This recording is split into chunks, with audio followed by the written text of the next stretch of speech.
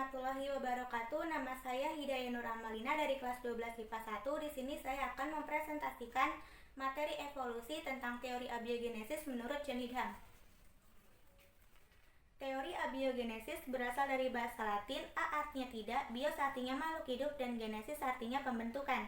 Jadi, abiogenesis adalah makhluk hidup yang berasal dari benda yang tidak hidup, atau dengan kata lain, makhluk hidup ada dengan sendirinya. Teori abiogenesis ternyata juga dikenal sebagai teori generatio spontanea, yang artinya makhluk hidup terbentuk secara spontan. Teori abiogenesis ternyata juga dianut oleh John Needham. John Needham ini adalah seorang ilmuwan yang berasal dari kebangsaan Inggris. John Needham melakukan percobaannya pada awal abad ke-18, yaitu dengan cara merebus kaldu dalam wadah selama beberapa menit. Setelah beberapa menit kemudian, maka wadah tersebut akan ditutup. Di sini adalah gambar percobaan yang dilakukan oleh John Needham. Pada gambar yang A ini adalah proses ketika John Needham melakukan perebusan terhadap kaldu dalam wadah tersebut. Perebusannya hanya dilakukan selama beberapa menit saja.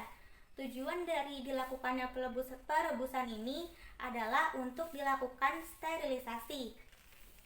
Setelah beberapa menit direbus, maka wadah tersebut akan ditutup dan didiamkan selama beberapa hari.